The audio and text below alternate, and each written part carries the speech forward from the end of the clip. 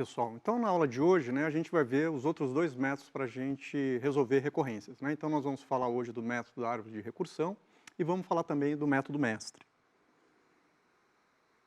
Então, o método da árvore de recursão, o que ele vai fazer? Ele vai converter, né, a recorrência numa árvore, né, cujos nós, né, representam os custos envolvidos, né, em cada subproblema ali nos níveis de recursão. Tá? E depois a gente vai falar do método mestre, e esse método mestre aqui, eu consigo utilizar ele, né, sempre que a minha equação de recorrência ela se apresenta nessa forma aqui, né? Ou seja, t de n é um AT de n sobre b, né, mais f de n, onde A é uma constante maior ou igual a 1, B é uma constante maior ou igual a 1, e f de n a gente vai ver uma constante assintoticamente positiva. Bom, então quando a gente representa, né, uma recorrência através de uma árvore de recursão, então cada nó da árvore vai representar o custo de um único subproblema. Tá? Se eu quiser saber o custo num determinado nível de recursão, né, então vai ser a soma, né, dos custos dos subproblemas naquele nível de recursão. E o meu custo total, né, que seria, né, o custo para a execução, né, do meu tempo de execução, né, é a somatória dos custos de todos os níveis. Né? Então, na verdade, essa figurinha a gente já viu, né, quando a gente falou lá do tempo de execução do merge sort. Né? Então, a gente tem aqui, né, nos nós, né, os custos de execução de cada subproblema. Né? A gente tem os custos de execução num determinado nível de recursão. Né? Temos aqui a profundidade da nossa árvore, né, que ela vai descendo, né, até eu chegar, né, no caso base. E a gente tem um custo total. Né?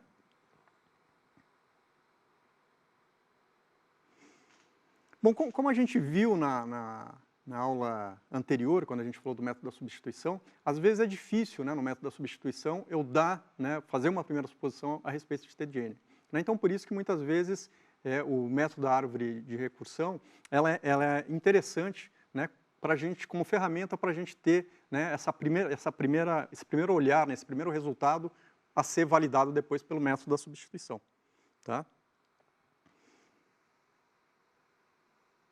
Então, que nem está sendo dito aqui, né, o resultado da árvore, que dá uma expressão para t de n, que então a gente vai testar ela pelo método da substituição. Tá? E uma das vantagens, né, vamos dizer assim, ou facilidades da gente utilizar o método de recursão é que, como na verdade eu estou buscando aí, vamos dizer assim, um primeiro palpite, né, eu não preciso ter um rigor matemático muito grande. Então isso facilita, às vezes, né, eu já chegar rapidamente em algum resultado. Então a gente vai ver isso, inclusive, né, através, né, de um exemplo do nosso livro base lá, do Algoritmos, do Thomas Cormen. Tá? Então, olha só. Então, suponha que a gente tem, né, essa equação de recorrência aqui, né, e a gente quer, através do método da árvore de recursão, né, tentar determinar, né, uma t de n que depois a gente vai testar utilizando o método da substituição. Tá? Então, primeiramente a gente vê aqui, né, t de n é θ de 1 se n é igual a 1, e t de n é 3t piso, né, de n sobre 4 mais θ de n ao quadrado. Tá? Caso contrário. Então aqui já tem uma complicação, né? A nossa função está escrita aqui em termos de piso. Né? Então piso, na verdade, né, é o quê? Né? Se n sobre 4 não for um valor inteiro, então vai ser o maior inteiro menor do que n sobre 4. Né? O teto seria, né, o equivalente, né, seria o menor valor maior do que n sobre 4. Mas pisos e tetos eles não são importantes aí quando a gente está procurando, né, soluções para equações de recorrência. Então, um primeiro relaxamento que a gente pode fazer aí é o quê? É desprezar. Né? Eu não vou trabalhar com piso, eu vou trabalhar simplesmente com n sobre 4. Tá? Outra simplificação que a gente pode fazer, eu posso considerar que n, né, é uma potência de 2. Né? Então, eu vou considerar o quê? Que sempre que eu tenho divisões, né, por exemplo, aqui por 4 ou por 2, né, isso daí vai me dar sempre divisões cujo resultado é um número inteiro. Tá? E a gente sabe também, né, que θ de n, na verdade, é um limite assintótico, né, que é definido por uma função que é uma constante vezes n ao quadrado. Então, em vez de trabalhar com θ de n ao quadrado, eu vou simplesmente trabalhar com c de n ao quadrado. Tá? Então, eu vou trabalhar com essa expressão aqui. Né? Então, eu vou dizer que t de n é 3t de n sobre 4 mais c de n ao quadrado. E aí a gente vai aplicar a árvore de recursão para essa expressão. Tá? Então, se a gente der uma olhadinha aqui, né, então a gente percebe o quê? Esse 3 aqui, ele tem sempre a ver o quê? com o número de subproblemas, né, que é criado no próximo nível de recursão, né? Então, está dizendo para mim que a cada novo nível de recursão, né, eu divido por 3 o número de subproblemas, né? Então, eu multiplico por 3 o número de subproblemas. Então, eu tenho aqui a raiz, ela quebra em 3, depois eu vou quebrar em 9, né? Tá? Porque cada um quebra em 3 de novo. Depois, eu tenho aqui que a cada novo nível de recursão, o tamanho da instância é dividido por 4, tá? Como o custo num determinado nível é c de n ao quadrado, né? Então eu vou ter sempre o quê? N ao quadrado dividido por 4 ao quadrado, 16. Né? Então, se a gente olhar aqui rapidamente, a gente já vai analisar com mais detalhe isso, né? Mas eu tenho que a cada nível de recursão aqui, ó, se vocês forem olhando, né, o custo no nível, eu estou sempre multiplicando por 3 16avos. Né? Então, eu vou multiplicar cn ao quadrado, 3 16avos no primeiro nível, no segundo nível vai ser 3 16avos vezes 3 16avos vezes cn ao quadrado e assim sucessivamente. Tá? Até eu chegar lá no caso base, tá? Que a gente vai ver, né, que, na verdade, eu vou ter, né, n elevado a log de 3 na base 4. Tá? E a nossa árvore aqui vai ter uma profundidade, né, log de n na base 4. Mas a gente já vai ver no próximo slide de onde que está saindo esse monte de número aqui. Tá? Então, calculando os custos aí, então o que a gente observa? Primeiramente, né, na raiz o custo é c de n ao quadrado, pela própria equação de recursão. Depois eu tenho o quê? A cada nova recursão, que nem eu falei para vocês, né, eu estou dividindo, né, em 3 subproblemas. Tá? Então eu tenho o quê? Se eu estiver no iésimo nível da árvore, né, eu vou ter 3 elevado aí funções, né, porque eu tenho, cada vez que eu desço no nível, eu multiplico por 3. Então eu tenho 3 vezes 3 vezes 3, né, a cada nível, então num determinado nível I eu vou ter 3 na I funções. Tá? E eu tenho o quê? Né? A gente viu também que a cada nível eu vou dividindo por 16. Né? Então eu vou também no nível I, né? Então eu vou ter o quê? 3 sobre 16 elevado a I vezes c n ao quadrado. Então esse é o meu custo num determinado nível de recursão. Bom, e quantos níveis de recursão eu tenho? Né? Na verdade, a gente fez essa continha rapidamente, né? Quando eu falei para vocês lá da árvore de recursão do merge sort. Né? Então, o que acontece aqui? Na verdade, lembra, eu estou partindo de uma instância de tamanho n e estou dividindo ela por 4, né, cada vez que eu vou num nível de recorrência, até chegar, no caso base, onde ela tem tamanho 1. Tá? Então, eu posso dizer o quê? Que n dividido por 4 elevado a x, né? X é o número de vezes, porque eu vou dividir por 4, depois por 4, então eu vou fazer 4 vezes 4 vezes 4, né? X vezes, que eu não sei ainda quantos níveis que são. Então, é 4 na x. Tá? Então, passando o 4 para o outro lado e aplicando um logaritmo, né? Então x, que é o que eu quero saber, o número de níveis de recursão, né? É exatamente o log de n na base 4. Bom, e eu tenho mais o nível da raiz. Né? Então, na verdade, a minha árvore tem como um todo, né, log de n na base 4 mais um nível, né, se eu contar a raiz. A gente tem também o quê? Que eu vou fazendo a recursão até eu chegar ao quê? Em t de 1, né, que é θ de 1. E aí o que vai acontecer? Eu vou ter lá no último nível de recursão, né, quantos subproblemas? Né? Cada subproblema ali tem um custo constante, né, mas quantos subproblemas que eu vou ter? Lembra, a cada nível eu multiplico por 3 o número de subproblemas. Né? Então, na verdade, eu tenho 3 vezes 3 vezes 3 vezes, né, o número de níveis que tem a árvore. E a gente acabou de dizer aqui que o número de níveis, o que é? É log de n na base 4. Então, na verdade, a gente tem 3 elevado a log de n na base 4, né, subproblemas, né, com custo constante no último nível.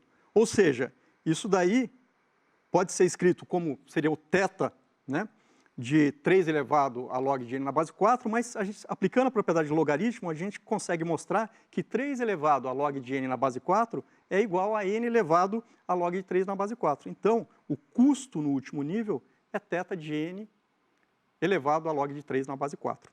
Tá?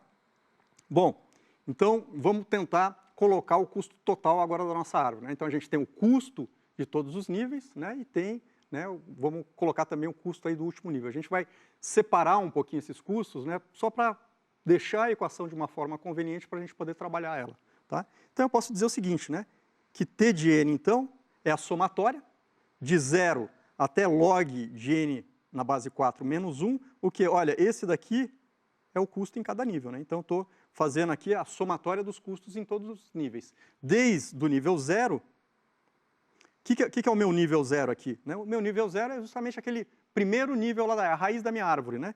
Quando eu tenho o nível 0, o que eu tenho? I, eu tenho 3 sobre 16 elevado a 0, que dá 1, eu tenho exatamente o C de n ao quadrado. Tá? E no último nível, eu estou colocando o quê? Θ de n elevado a log de 3 na base 4, que foi esse resultado que a gente obteve aqui. Por isso que esse meu somatório aqui está sendo até n na base 4 menos 1, porque eu já estou colocando o custo do último nível aqui. Tá ok? Bom, só que se a gente der uma olhadinha, essa parte da expressão aqui, ó, o que a gente está fazendo aqui? A gente está fazendo uma somatória de 3 sobre 16 elevado a i. Ou seja, isso na verdade é a soma dos termos de uma PG de razão 3,16, né? Porque eu tenho 3,16 no primeiro termo, depois eu tenho 3,16 vezes 3,16, 3,16 vezes 3,16 vezes 3,16, né? Então, na verdade, é uma PG, né, de razão 3,16. E a gente sabe lá da matemática, né, que a somatória dos termos de uma PG, né, infinita, quando n tende a infinito, né, e aqui a gente vai estar sempre pensando em n muito grande, né, ela pode ser escrita como sendo o quê? Né, a razão entre o primeiro termo dividido por 1 menos a razão da minha PG, que no nosso caso aqui é 3 sobre 16. Tá? Então, seria essa expressão que a gente está vendo aqui. Então, o que eu posso dizer? Se t de n é igual a isso daqui, então, com certeza, t de n vai ser menor, né, do que essa somatória infinita aqui. E essa somatória infinita eu consigo expressar dessa maneira aqui. E é o que a gente vai fazer. Tá? Então, só desenvolvendo aqui, eu vou ficar o quê? Com 16 sobre 13, né, que na verdade é o resultado dessa continha aqui, se a gente fizer, cn ao quadrado, mais θ de n elevado, né, agora log de 3 na base 4 é 0,792.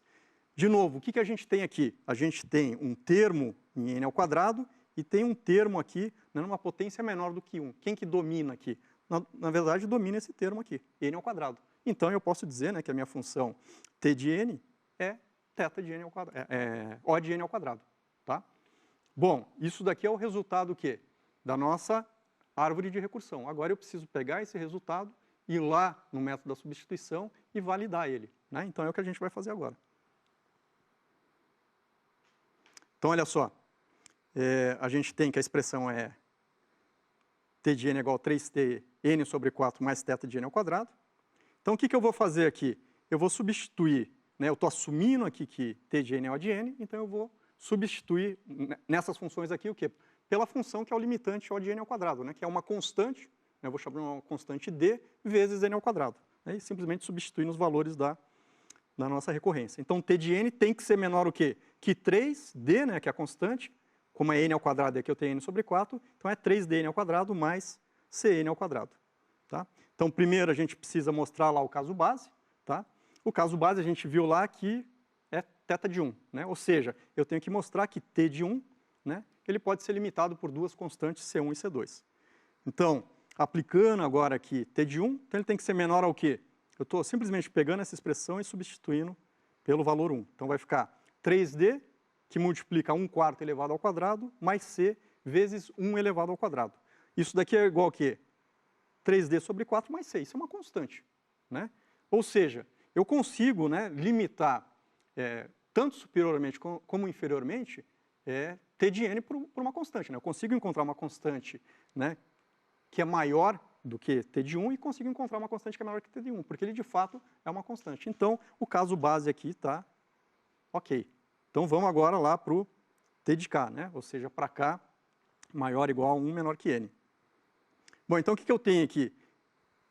Eu já estou assumindo que t, pela substituição aqui, né? Então, eu tenho que t de n é menor que 3d n sobre 4 ao quadrado mais c de n. Tá? Então, só desenvolvendo aqui, isso daqui é menor do que 3 sobre 16 dn ao quadrado mais cn ao quadrado. E eu preciso mostrar o quê? Que isso daqui é menor do que d de n, né? Que era aquela minha premissa inicial. Tá? E, de fato, né? Se eu escolher aqui um valor de d, né, para a constante d, maior ou igual a 16 sobre 3 vezes c, isso daqui já é maior ou igual a esse valor aqui. Tá? Então, de fato, t de n é menor ou igual a 3d de n sobre 4 ao quadrado mais c de n ao quadrado, que é menor do que d de n ao quadrado. Ou seja, t de n é menor ou igual a d de n ao quadrado. Tá? Ou seja, t de n é O de n ao quadrado. Tá ok? Bom, então com isso a gente aplicou o método da árvore de recursão e depois a gente mostrou que, de fato, né, aquela premissa estava correta através do método da substituição. Bom, agora vamos falar um pouquinho do método mestre, tá? Então, o método mestre ele vai ajudar a gente a resolver recorrências que estão nessa forma aqui, né? T de n igual a um AT de n sobre B mais um F de n, onde A é uma constante maior ou igual a 1, B é uma constante maior que 1 e F de n é uma função assintoticamente positiva. Tá, então, a gente percebe aqui, até pelo que a gente vem falando, né, esse valor de A aqui, na verdade, corresponde ao número de subproblemas, né, que são criados a cada nível de recursão. B corresponde ao quê? Né, o valor que eu divido, né, o valor da instância, né, para o próximo nível de recursão. Tá? E F de n corresponde, né, ao custo de dividir e combinar o problema num determinado nível de recursão. Tá? Bom, se eu tiver uma equação de recorrência nessa forma aqui, né, que atenda a esses critérios aqui, então eu posso aplicar o teorema mestre. E o teorema mestre vai me dizer o quê? Que dado, né? Isso daqui é o que a gente acabou de falar lá atrás, né, no slide anterior. Então, se eu atendi essa forma, né, se a equação se apresenta nessa forma, então, perceba que eu tenho 3 situações, e nas 3 situações, a solução depende da análise de f de n, né, essa função f de n que está aqui. Tá? Então, no primeiro caso, se f de n, na minha equação de recorrência, for O de n elevado a log de A na base B, lembrando que A e B, né, são essas constantes aqui. Tá? Menos um epsilon, né, onde esse epsilon é um valor maior do que zero, então eu posso afirmar, sem fazer conta, tá, que t de n é θ de n elevado a log de A na B, né, na base B.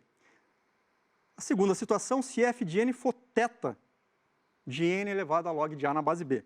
Então eu posso afirmar que t de n é θ de n log de A na base B, log de n. Tá?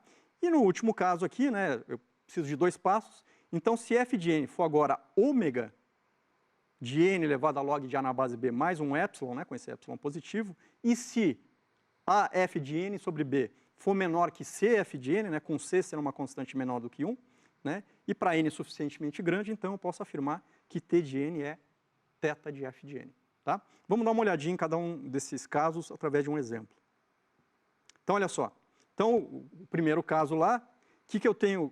Se f de n for da forma O de n elevado a log de A na base B menos um epsilon, tá? Então eu consigo afirmar que t de n é θ de n elevado a log de A na base B.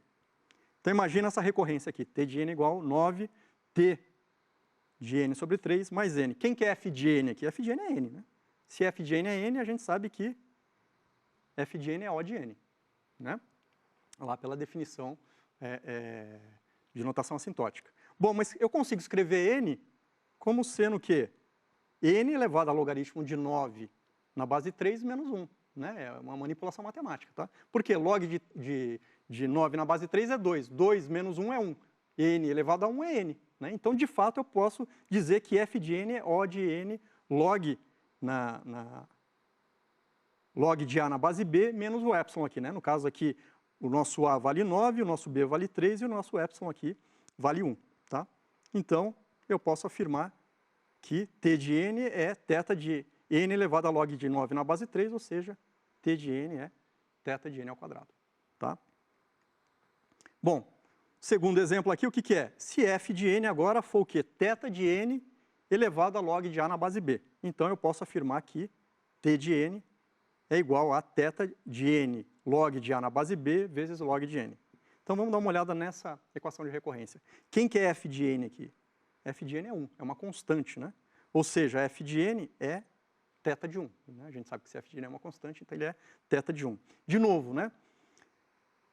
Eu consigo escrever agora 1, né? O valor 1, ele pode ser escrito como sendo n elevado a log, né? Lembra que o nosso A aqui vale 1, o nosso B vale 3 meios, né? Então, log de 1 na base 3 meios. Né? A gente sabe que o logaritmo de 1 para qualquer base é igual a 0. Então, n elevado a 0 é igual a 1. Tá? Então, de fato, eu consigo expressar f de n como sendo θ de n elevado a log de A na base B. Então, agora eu posso afirmar, né, que t de n é θ, né, de n elevado a 1, perdão, elevado a log de 1 na base 3 meios vezes log de n. De novo, né, log de 1 é 0. Então, eu vou ter n na 0 que vai ser igual a 1. Então, eu vou ter simplesmente que t de n é θ de log de n. Tá? Vamos dar uma olhadinha agora no último caso. Tá? Então, o que eu tenho aqui? Né? Se f de n agora for ômega, né, de n elevado a log de A na base B mais um epsilon, né, com epsilon positivo, e se, né, AF de n sobre B for menor que C vezes f de n para uma constante C menor do que 1, né, então eu posso afirmar que T de n é θ de f de n. Então a gente precisa mostrar que f de n de fato é ômega de n elevado a log de A na base B mais um epsilon. Tá? Então, imagina que a gente tem agora aqui essa equação de recorrência. Quem que é f de n para a gente? É n log n.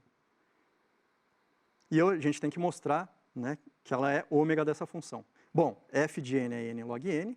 Né? De novo, quem que é n elevado a log de A na base B? N elevado a log de A na base B é n elevado a 0,793 aproximadamente. Deixa eu só apagar aqui para ficar mais claro da gente enxergar. Bom, eu tenho o quê? Se eu escolher um epsilon aqui aproximadamente igual a 0,2, esse valor aqui eu vou ter n aproximadamente elevado a 1, um pouquinho menos do que 1. Tá? Isso com certeza é menor do que n log n, tá? Que é igual a Cf de n. Tá? Então, de fato, né, Cf de n é um limitante superior para essa função. Né? Então, de fato, f de n é ômega de n log de A na base B mais esse epsilon. Tá? Agora, né, a gente tem que mostrar que a f de n sobre B é menor do que Cf de n para um C menor do que 1. Bom, a f de n, né, só substituindo os valores, é 3/4 de n log de n sobre 4. Isso tem que ser menor do que Cf de n. Bom, f de n é n log de n. Então, se eu simplesmente escolher C igual a 3/4, essa função aqui já é maior do que essa, tá? Para qualquer n grande. Né? Então, eu posso finalmente afirmar que T de n é θ de n log de n. Tá? Então, a gente viu aí, né, na aula de hoje, né, mais dois métodos, né, o método da árvore de recursão e o método mestre, né, com 3 casos possíveis. Então, dependendo do problema que a gente se depara, a equação que você tem e da bagagem que você está trazendo, né, de algum problema que você já resolveu, você pode aí estar utilizando um ou outro método, né, para resolver essas recorrências e determinar tempo assintótico de execução. Tá ok? Então é isso, pessoal. Até uma próxima aula.